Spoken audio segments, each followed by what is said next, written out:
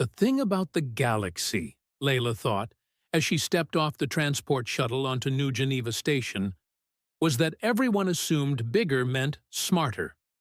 More tentacles equaled more intelligence. Extra eyes meant better vision. And apparently, having claws the size of dinner knives automatically made you a scholar. Before we begin, YouTube shows me that 93% of you haven't subscribed yet. Subscribing is free, it really supports our community, and I'd love for you to be part of it. Also, drop a comment and let me know where you're watching from. Well, that theory was about to get scratched to pieces. Literally. Welcome to New Geneva Station. The greeting came from what could generously be called a walking disco ball, if disco balls had achieved sentience and developed a passion for bureaucratic procedures. Blip, because of course that was its name, flickered through several colors before settling on an enthusiastic purple. You must be the human educator. Layla hefted her single duffel bag, which contained everything she owned that wasn't currently floating in Earth's orbit aboard a cargo freighter. That's me. Layla, former teacher of small humans, current. Well, we'll see what I'm current at. Oh, you're going to love this assignment. Blip's crystalline surface practically vibrated with what Layla could only assume was excitement. Either that, or the station's gravity generators were malfunctioning again. The Velkari cubs are such spirited learners. Right, spirited. That was one way to put it. The corridor stretched ahead of them, all gleaming metal and soft lighting designed to accommodate roughly 15 different visual spectrums. Layla had been on exactly 3 space stations in her life, and she still felt like she was walking through a fever dream every time. Here, a methane-breathing something or other drifted past in an environmental suit. There, a cluster of beings that looked like walking trees discussed something in harmonics that made her teeth ache. And somewhere ahead, according to every report she'd received, was a classroom full of Velkari cubs who had turned furniture destruction into an art form. So, Layla said, matching Blip's floating pace, remind me again why 4 previous educators couldn't handle a few kids? Blip's glow dimmed slightly. Well, you see, the Velkari are a very traditional species. Warriors, you understand. Their young express themselves quite physically. Uh-huh. Layla had taught kindergarten for 8 years. She'd seen physical expression. And by physically, you mean? They scratch things, extensively. They rounded a corner, and suddenly Layla could hear it. The sound of claws on metal. Rhythmic, persistent, and somehow musical in its destruction. It was like listening to a very aggressive percussion section that had decided sheet music was for weaklings. How extensively are we talking here? Blip flickered through what might have been the crystalline equivalent of a wince. The last educator, Womb, lovely being, really, from the gas giant Nephira, lasted exactly 16 standard minutes before requesting immediate transfer to a nice, quiet neutron star observation post. They passed a maintenance crew welding something that had clearly been shredded by very determined claws. The workers looked up as they passed, and Layla caught expressions that ranged from pity to morbid curiosity across 3 different species. The one before that, Blip continued cheerfully, made it almost a full day. We were quite impressed, though she did spend the last 6 hours of her tenure hiding in a supply closet, muttering something about feral death kittens in 17 different languages. Death kittens. Layla stopped walking.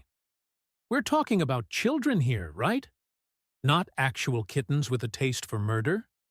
Oh, no, no, no! Blip spun in a reassuring circle.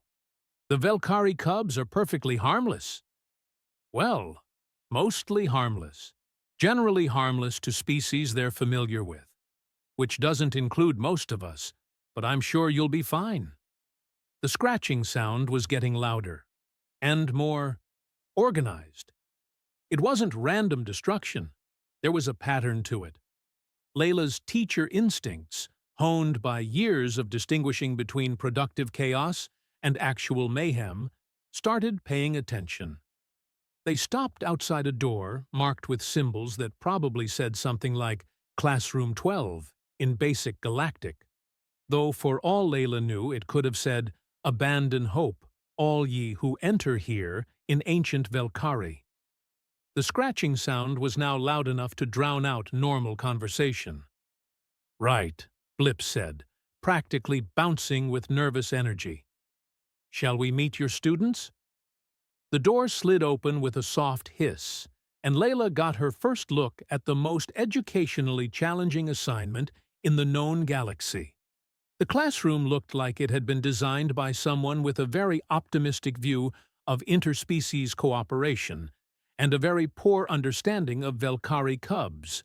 What had probably once been sleek modern furniture was now abstract art. The desks, or what remained of them, bore deep gouges in patterns that were almost like writing. If writing had been invented by caffeinated wolverines with a grudge against geometry. And in the middle of this beautiful disaster were the cubs. They were smaller than Layla had expected, about the size of human 10-year-olds, but covered in fur that ranged from deep gold to silver gray. Their claws, which were currently being used to add fresh decorations to the surviving furniture, gleamed like polished chrome. And their eyes, large, intelligent, and currently focused on the task of turning a perfectly good chair into kindling, held the same mixture of curiosity and mischief that Layla recognized from every classroom she'd ever taught. At the front of the room, looking like he'd aged several decades in whatever constituted a short time for his species, stood Korthlen. The Velkari supervisor was tall, powerfully built, and his fur had gone completely gray around the edges, probably since taking this assignment. "Ah," he said, noticing their arrival. His voice carried the particular note of desperation that Layla recognized from substitute teachers everywhere. "You must be the human." 4 pairs of cub eyes turned toward the door. The scratching stopped. The silence was somehow more unnerving than the noise had been. "Class," Korthlen said with the careful pronunciation of someone who had said these words many, many times before, "we have a new teacher. This is Layla. She is from Earth." The largest cub, a golden-furred male who was probably the instigator of most classroom catastrophes, tilted his head and made a sound that was part growl, part purr, and entirely skeptical. "Hello, Vex," Layla said, because if there was one thing she'd learned from teaching, it was that you always addressed the ringleader first. Vex blinked in surprise. Most adults couldn't tell the cubs apart, let alone identify them by sight. A smaller, silver-furred female made a chirping sound and waved one paw. Her claws, Layla noted, were shorter than the others but covered in what looked suspiciously like chalk dust. "And you must be Zira," Layla continued. "I can see you've been writing on the walls." Korthlen looked confused. "Writing? They don't know how to write. They're cubs." Layla walked closer to the damaged wall. The marks were definitely organized. Not random scratches, but deliberate patterns. Some repeated. Others seemed to flow into each other like letters trying to become words. "Actually," she said, running her finger along one of the deeper gouges, "I think they've been trying to tell you something." The third cub, darker furred and quieter than the others, made a soft sound that could have been agreement. His scratches were smaller, more precise, almost delicate in their execution. "Hello, Nook," Layla said.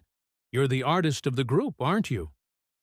The fourth cub, who had been hanging upside down from what remained of a light fixture, dropped down with surprising grace and padded over to examine this new human. She was the smallest of the group, but moved with a confidence that suggested she was probably the real mastermind behind most of their adventures. "And Fim," Layla finished, "the acrobat and escape artist." Blip's surface flickered with amazement. "How did you— we've had xenolinguists, behavioral specialists, even a telepath try to connect with them. None of them could even tell them apart." Layla shrugged. "I taught kindergarten. You learn to recognize the troublemakers." "They're not troublemakers," Cortland protested, then seemed to realize what he'd just said while standing in a classroom that looked like it had been hit by a very artistic tornado. "Well, not intentionally. They're good cubs. They just express themselves differently." "Yeah," Layla said, looking around at the scratch-covered surfaces. "I can see that. The question is, what are they trying to express?" Vex made that growl-purr sound again and padded over to the nearest wall. With deliberate precision, he extended one claw and began scratching. Not random destruction this time. Careful, measured marks that formed a pattern. Zira joined him, adding her own marks below his. Then Nook, creating delicate swirls that somehow complemented the others. Finally, Fim bounced over and added a series of quick, energetic scratches that seemed to tie the whole thing together. When they finished, they all looked at Layla expectantly. "Well," she said, studying their collaborative artwork, "that's definitely communication. I just need to figure out what you're trying to say." Blip drifted closer, surface flickering with confusion. "But the previous educators tried to teach them basic galactic script, standard mathematical symbols, even simple pictographs. Nothing worked." "That's because," Layla said, pulling out a chair that had somehow survived the cub's interior decorating and sitting down to put herself at their eye level, "they don't want to learn our writing. They want to use their own." The cubs clustered around her, suddenly attentive in a way that Cortland had clearly never seen before. "The question is," she continued, meeting 4 pairs of intelligent eyes, "how do we give you the tools to write your own stories?" Vex made a questioning sound and extended one claw toward her tablet. Layla held it out, and he very carefully, more carefully than she'd seen him do anything else, touched the screen with just the tip of his claw. The screen went black. "Okay," Layla said cheerfully. "Maybe we start with something a little less electronic. Anyone know where I can get some wood and a really good set of carving tools?" Outside the classroom, she could hear Blip frantically contacting maintenance about unusual supply requests and possible safety hazards. Cortland was muttering something in his native language that probably translated to variations on "humans are insane." But for the first time since arriving at New Geneva Station, the Velkari cubs had stopped scratching the furniture.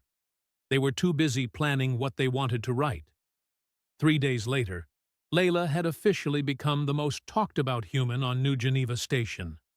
Not because she'd done anything particularly spectacular, mind you, but because she was the first educator in 6 months who hadn't fled screaming from the Velkari classroom. Well, technically, Womb hadn't screamed. Being a gaseous life form, she'd just sort of dispersed anxiously. "The supply request is highly irregular," declared Ket, the station's procurement officer, who looked like what would happen if a praying mantis had gone to law school and developed a passion for red tape. His compound eyes focused on Layla with the intensity of someone who lived for denying requisitions. "Wood? Actual organic wood? Do you understand the shipping costs involved in transporting dead plant matter across 17 sectors?" Layla sat across from him, in what the station generously called a conference room, though it looked more like a glorified supply closet with delusions of grandeur. I understand that 4 cubs are sitting in a classroom right now, trying to communicate in the only way they know how, and we're failing them because we're too worried about shipping costs. Ket's antennae twitched with what was probably irritation. The previous educators used standard educational materials, digital interfaces, holographic displays, modern teaching tools, and how did that work out? The silence that followed was broken only by the distant sound of claws on metal, drifting through the station's ventilation system like a very persistent drummer who'd never learned the concept of taking breaks. Blip, who had appointed themselves as Layla's unofficial station liaison, flickered nervously between colors. Perhaps we could compromise? Some synthetic materials that mimic organic textures? The fabricators could produce... No. Layla leaned forward, fixing Ket with the look that had convinced countless parents that yes, their precious little angel really had been the one who put glue in another kid's hair. They don't want synthetic. They want real. Something they can actually sink their claws into. Something that responds to their touch the way their instincts tell them it should. Instincts, Ket repeated, managing to make the word sound like a particularly distasteful medical condition. The Galactic Education Initiative is founded on the principle of moving beyond primitive instincts. Civilization requires... Civilization, Layla interrupted, requires communication. And right now, those cubs are trying to communicate in the only way that makes sense to them. We can either help them develop that into something productive, or we can keep pretending that forcing them to use our methods is somehow going to work better than it has for the past 6 months. She stood up, which was always a good negotiating tactic when dealing with beings who had to crane their necks to look up at you. Besides, I'm not asking for a forest. Just enough wood to make some basic writing tools, soft woods that they can carve into, maybe some bark for practice surfaces. Ket's mandibles clicked together in the insectoid equivalent of grinding teeth. And if this fails, like all the previous attempts, then I'll personally pay for the wood myself and transfer to whatever asteroid mining operation needs a teacher who specializes in lost causes. 24 hours later, Layla stood in her quarters, staring at a crate that had cost more to ship than some planets spent on their entire education budgets. Inside were pieces of earth oak, Centaurian pine, and what the manifest optimistically called assorted organic carving materials from compatible biospheres. It smelled like home, like the workshop her father had kept in their basement, where he'd taught her that sometimes the best way to understand something was to get your hands dirty and start creating. Back in the classroom, the cubs were waiting. They always seemed to know when something interesting was about to happen. Vex had positioned himself near the door, Zira had claimed the best vantage point on what remained of a desk, Nook was hanging upside down from a ceiling fixture that was probably not designed to support his weight, and Fim had somehow wedged herself into a storage cabinet that should have been too small for her. Corthlin looked like he'd aged another few decades overnight. His fur was showing more gray, and his ears had developed a permanent droop that spoke to the soul-deep weariness of someone who'd been trying to maintain order in an inherently chaotic situation. "The station administrators are concerned," he said, as Layla entered with her mysterious crate. "There have been complaints about the noise, and the maintenance costs, and something about a formal petition from the Crystalline Collective demanding more peaceful learning environments." "The Crystalline Collective," Layla said, setting the crate down with a satisfying thunk, "can file their petition in whatever passes for a complaint box around here. We're about to make history." The cubs had all focused on the crate, with the kind of attention usually reserved for food or particularly interesting things to destroy. Vex dropped down from his perch and approached cautiously, nostrils flaring as he caught the scent of real wood. Layla opened the crate and pulled out a piece of oak, maybe the size of a notebook, smooth and pale and begging to be carved. The cub's eyes widened, and for the first time since she'd arrived, the classroom was completely, utterly silent. "This," she said, holding up the wood, "is for you." Vex made a sound that was pure longing. His claws extended slightly, not in aggression but in curiosity, the way a human child might reach for a crayon. "Go ahead," Layla said, offering him the wood. "Show me what you want to say." What happened next was probably the most beautiful thing Cortland had ever seen in his 15 years of working with Velkhari cubs. Vex took the wood with a delicacy that would have surprised anyone who'd seen him systematically dismantle a chair. He held it like it was precious, like it was important.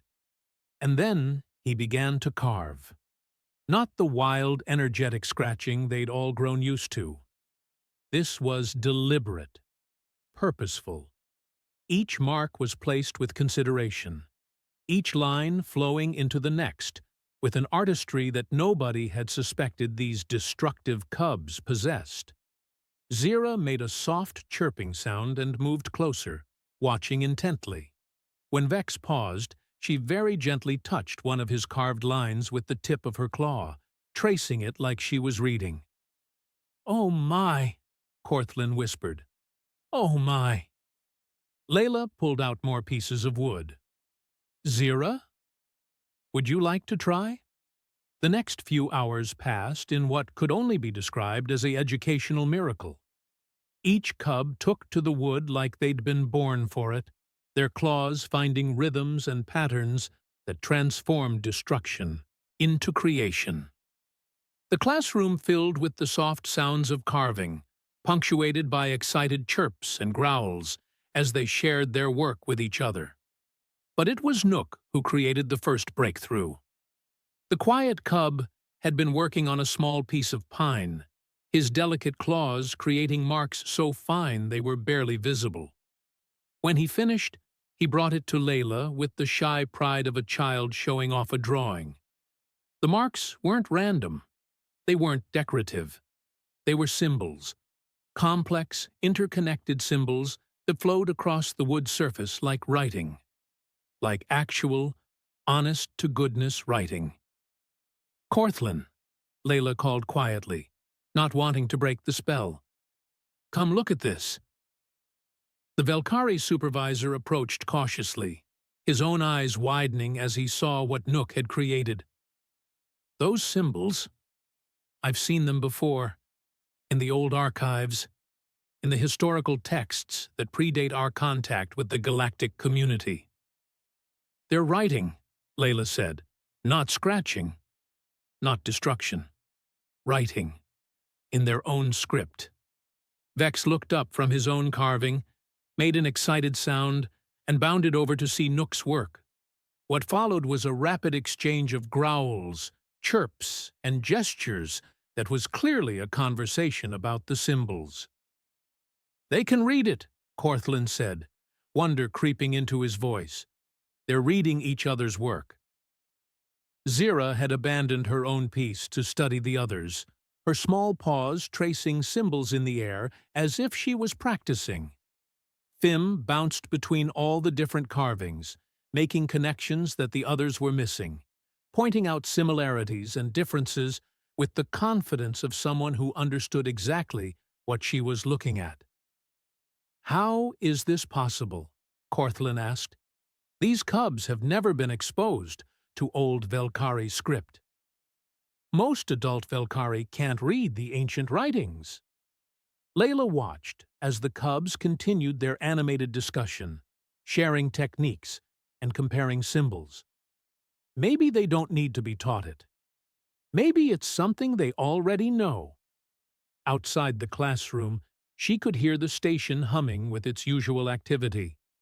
beings going about their daily routines, conducting business in a dozen different languages, solving problems with technology and diplomacy, and all the sophisticated tools of galactic civilization. And in this one small room, 4 cubs were rediscovering something their own people had forgotten. Something that had been trying to claw its way out of them through furniture and walls and anything else they could get their paws on. They weren't destructive. They were creative. They didn't need to be civilized. They needed to be understood. As the day wore on, other educators began finding excuses to walk past the classroom. Word was spreading through the station's gossip networks. The human had done something. The cubs had stopped destroying things. The noise had changed from chaotic scratching to the soft, rhythmic sounds of purposeful carving. Blip appeared in the doorway, surface cycling through colors that probably indicated amazement. "The noise complaints have stopped," they announced. "The Crystalline Collective wants to know if they can observe the class. The station administrator is asking about expanding the program." "Too soon," Layla said, without taking her eyes off the cubs. "Let them find their voice first. Then we can worry about audiences." But even as she said it, she knew they were past the point of no return. The cubs had tasted success. They'd found a way to express themselves that worked, that felt right, that connected them to something larger than their individual frustrations. Tomorrow, she'd introduce them to paper. See if they could adapt their newfound writing skills to different materials. Start building bridges between their instinctive knowledge and the broader galactic community. Tonight, though, she just watched 4 young beings write their own stories in wood and claw marks, finding their voices one carefully carved symbol at a time. And for the first time since she'd left Earth, Layla felt like she was exactly where she was supposed to be. The pencil, Layla reflected as she held up the simple wooden instrument, was probably humanity's most underrated invention. Not warp drives or artificial intelligence, or even the revolutionary concept of putting pineapple on pizza, though that last one had caused 3 diplomatic incidents and a minor trade war with the fruit purists of Kepler 442b. No, it was the humble pencil, wood, graphite, and the radical idea that maybe, just maybe, you didn't need to destroy something to leave your mark on it. "Explain to me again," said Corthlin, examining the pencil like it might explode, "how this tiny stick is going to revolutionize Velkari education." It had been a week since the cubs had started carving their ancient scripts into wood, and the classroom had become the unofficial tourist attraction of New Geneva Station. Beings from across the galaxy had found excuses to drift past the doorway, hoping to catch a glimpse of the miraculous breakthrough happening inside. The cubs, for their part, had developed into proper little scholars. Vex had claimed a corner where he carved increasingly complex symbols, occasionally growling corrections at invisible critics. Zira had become the class perfectionist, creating symbols so precise they could have been printed by machine. Nook continued to be the artist, adding flourishes and decorative elements that transformed simple writing into visual poetry. And Fim had appointed herself as the group's quality control, bouncing between everyone's work and offering suggestions that were surprisingly insightful. But Layla had noticed something. The carving was becoming limited. The cubs were running out of space on their wooden tablets, and more importantly, they were starting to hesitate before making marks. When your medium is permanent and your tools are claws, every mark has to count. The problem with carving, she explained to Corthlin while the cubs worked, is that mistakes are expensive. They can't experiment, can't try things out, can't scribble down a half-formed idea and see where it goes. She pulled out a sheet of paper. Real paper, another shipping expense that had given Ket the insectoid equivalent of heart palpitations, and demonstrated. But with this, mistakes become practice. Rough drafts become possibilities. And instead of spending 20 minutes carefully carving one symbol, they can write dozens and see which ones work. Vex looked up from his carving, ears twitching with interest. He'd been struggling with a particularly complex symbol for the better part of an hour, and his frustration was starting to show in the tension of his shoulders. "Want to try something new?" Layla asked, offering him the pencil and paper. The reaction was immediate and predictable. Vex stared at the pencil like she'd just offered him a piece of alien technology that might or might not be designed to explode. His claws extended slightly, the automatic response of a Velkari faced with an unfamiliar object. "It's not going to hurt you," Layla said gently. "Look." She took another pencil and demonstrated, making quick marks on the paper. The cubs clustered around, watching in fascination as dark lines appeared without the need for carving, without the permanent commitment of claw on wood. Zira made a chirping sound that clearly translated to, "How?" "Graphite," Layla explained, knowing they didn't understand the word, but hoping her tone would convey the concept. "It rubs off on the paper, like soft stone." Fim bounced closer and very carefully touched the pencil marks with one claw tip. Her eyes widened when she realized the marks stayed on the paper but didn't come off on her claw. "And the best part," Layla continued, pulling out what would probably go down in Velkari history as the most revolutionary piece of human technology since sliced bread, "is this." She showed them the eraser. The sound Nook made when she demonstrated erasing one of her practice marks could only be described as mind blown. Here was a being who had spent his entire life believing that every mark was permanent, every artistic decision final, watching as writing simply disappeared. "Mistakes," Layla said, "become learning opportunities." What followed was probably the most chaotic hour in the classroom since Layla had arrived. The cubs descended on the paper and pencils with the enthusiasm of beings who had just discovered they could fly. Pencils were gripped in ways that definitely weren't ergonomically correct, but somehow worked. Paper was covered with marks that ranged from careful symbols to enthusiastic scribbles to what appeared to be Fim's attempt at drawing Korthlen. And for the first time in weeks, the sound of claws on metal was replaced by the soft scratch of graphite on paper. "They're writing," Korthlen said, and his voice carried the kind of wonder usually reserved for witnessing the birth of stars. "Look at them! They're actually writing." Vex had figured out that he could make different kinds of marks by adjusting the pressure, and was experimenting with thick, bold strokes and delicate fine lines. Zira had discovered shading, creating symbols that seemed to have depth and dimension. Nook was composing what looked suspiciously like poetry, symbols flowing across the page in patterns that were as much art as language. And Fim was writing rapidly, filling page after page with what appeared to be stories, her pencil moving so fast it was practically smoking. "They're not just writing," Layla realized, watching Fim gesture excitedly as she showed her work to the others. "They're telling stories, sharing ideas, having conversations on paper." The breakthrough came when Vex, working on a complex series of symbols, made a mistake. His claw slipped, and an extra mark appeared where it shouldn't have been. In the old days of wood carving, this would have meant starting over or living with the error.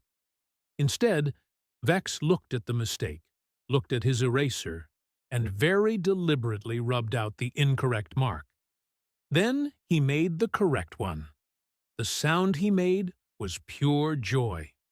Within minutes, all 4 cubs had experienced the revolutionary concept of correction. Mistakes weren't disasters anymore.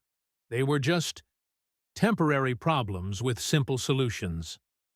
The change in their writing was immediate and dramatic.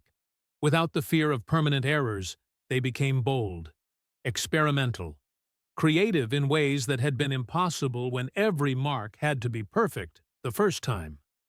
"This is remarkable," came a new voice from the doorway. Layla turned to see a Velkari adult she didn't recognize.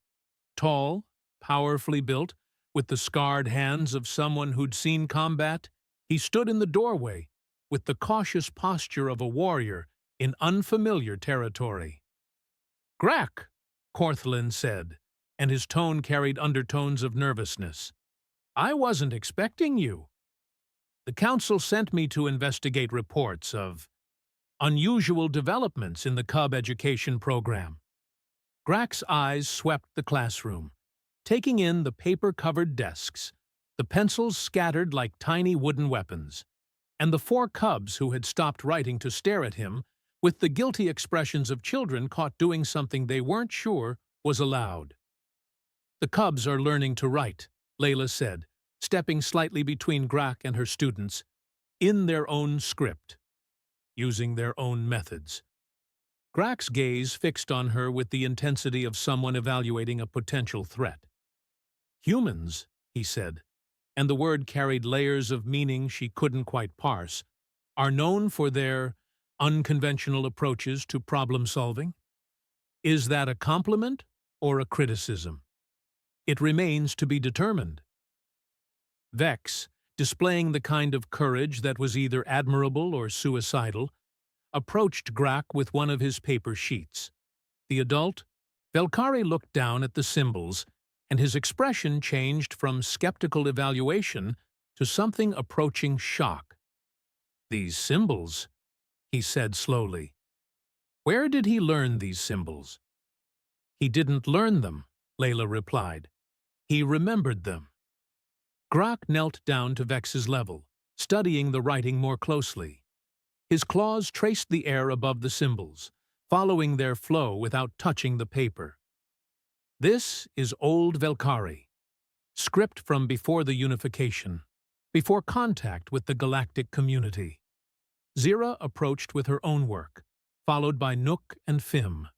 Soon Grak was surrounded by cubs proudly displaying their writing, each piece showing symbols and patterns that apparently shouldn't have existed in their young minds. "How is this possible?" Grak asked, and for the first time since entering the room, he sounded less like a warrior and more like a confused parent. "Maybe," Layla suggested, "you should ask them." What followed was a conversation in Velkari that was far too rapid and complex for Layla to follow, but she caught the tone. Excitement from the cubs, growing amazement from Grak, questions and answers flying back and forth like a linguistic tennis match. Finally, Grak looked up at her with an expression she couldn't read. "They say the symbols come to them in dreams," he said, "that when they hold the writing tools, they remember things they've never learned, stories they've never been told." "Genetic memory," Corthlin whispered. "It's not just writing, they're recovering. It's cultural knowledge, history." Fim chirped something and held up one of her story pages. Grak read it, and his expression shifted through surprise, confusion, and something that might have been recognition. "She's written about the lost colonies," he said quietly. "Places our people haven't spoken of in generations. Places we thought were legend." The classroom fell silent except for the soft hum of the station's life support systems. 4 cubs clustered around one adult warrior, showing him symbols and stories that connected them to a past their people had nearly forgotten. And in that moment, Layla realized they'd done something bigger than teach writing. They'd awakened a people's memory. Outside, she could hear the sounds of New Geneva Station going about its daily business. But in this one room, the future was being rewritten one pencil mark at a time. "The council," Grak said finally, needs to hear about this." "Will they approve?" Layla asked. Grak looked around the classroom one more time, taking in the paper-covered surfaces, the proud cubs, and the simple pencils that had unlocked secrets their people thought lost forever. "They'll have to," he said, "because what you've started here isn't just education. It's revival." 3 weeks later, Layla's classroom had become the unofficial diplomatic center of New Geneva Station, which, considering it had started as a place where furniture went to die, was probably the most successful career pivot in educational history. The Valkyrie Council had arrived in force, 8 warriors who looked like they could bench press a small starship, all crowded into a room designed for beings considerably less imposing. They sat on reinforced chairs that the station had hastily fabricated after the first delegation broke through the standard furniture, watching their cubs write with the intensity of generals planning a military campaign. "Remarkable," murmured Thane, the council's eldest member, as Fim finished reading aloud from one of her stories.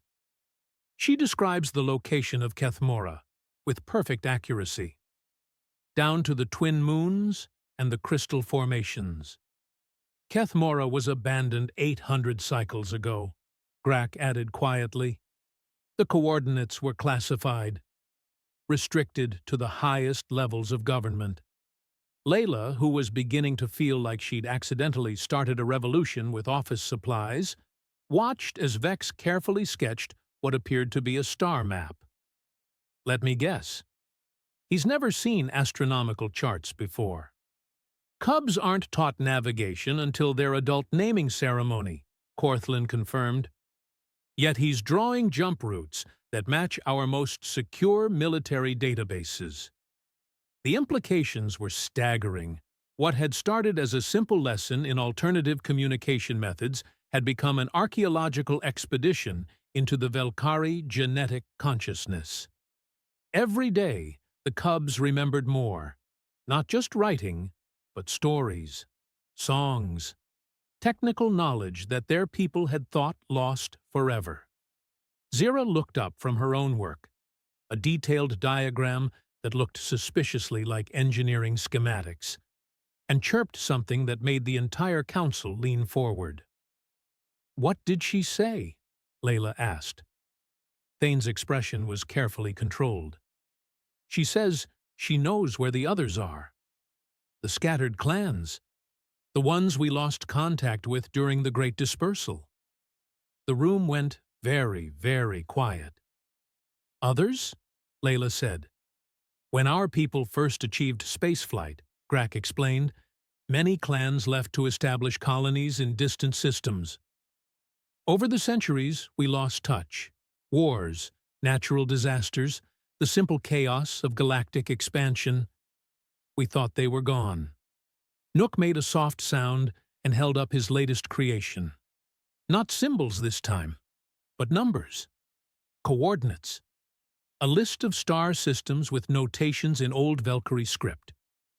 "Colony locations," Thane whispered, "complete with population estimates and resource assessments. Information that's been classified beyond our highest security clearances." "Because," Layla said, the pieces clicking together in her mind, "it's not in your databases. It's in your DNA." The council members exchanged looks that carried enough weight to collapse a small moon. Here was information that could reunite scattered clans, restore lost colonies, potentially double their population overnight. And it was being delivered by 4 cubs, with pencils and an unlimited supply of paper. "The question," said Thane carefully, "is what we do with this knowledge." That was when Blip chose to make their dramatic entrance, flickering through colors that suggested extreme agitation. "Layla, council members, we have a situation." "What kind of situation?" Layla asked, though given her recent experience with New Geneva Station's definition of situation, she was already bracing for impact. "The kind where representatives from 6 different species are demanding immediate access to your classroom, the Galactic Education Initiative wants to declare your teaching methods a universal standard, and something called the Ancient Knowledge Preservation Society is offering to buy your pencils for more credits than some planets see in a decade. Layla looked around the room, at the cubs who had become accidental archaeologists, at the warriors who'd discovered their children could unlock genetic memories, at the simple wooden pencils that had somehow become the most valuable technology on the station. "Ah," she said, "that kind of situation." The next few hours were what diplomatic historians would later describe as controlled chaos with educational overtones. Representatives arrived from species across the galaxy, each wanting to understand how human teaching methods had achieved what their most advanced technologies couldn't. The Crystalline Collective wanted to analyze the resonance patterns of the pencils. The methane breathers thought the paper might have psychoactive properties. The hive mind of Proxima Centauri suggested that perhaps humans had unique neurological interfaces that enabled cross-species educational breakthroughs. "It's not the pencils," Layla explained for the 15th time to a delegation of beings who looked like walking geometry textbooks. "It's not the paper. It's not some mystical human ability." "Then what is it?" demanded their leader, whose angles were particularly acute with frustration. Layla gestured to where the cubs were calmly continuing their work, oblivious to the diplomatic circus surrounding them. "It's listening. It's watching what they were trying to tell us all along. And it's giving them tools that work the way their minds work, instead of forcing them to use tools that work the way we think they should work." Fim looked up from her latest story and made a questioning chirp. The sound cut through all the diplomatic chatter like a knife through bureaucracy. "What is she asking?" one of the geometric beings inquired. "She wants to know," Grak translated with what might have been amusement, "if all the adults are going to keep talking, or if anyone wants to read her story about the time her great-great-great-grandmother fought a space dragon." The diplomatic delegation stared. Here they were, arguing about revolutionary teaching methods and genetic memory and the implications for galactic civilization, while a cub was offering to share a story about her ancestors' adventure with interstellar wildlife. "I would very much like to hear that story," said Layla. What followed was perhaps the first interspecies story time in galactic history. Fim read her tale, translated by Grak for the non-Velkari audience, about ancient heroes and impossible adventures, and the kind of courage that makes legends. When she finished, Nook shared a poem about starlight and homecoming. Zira demonstrated the mathematical principles she'd remembered, solving engineering problems that had puzzled adults for generations.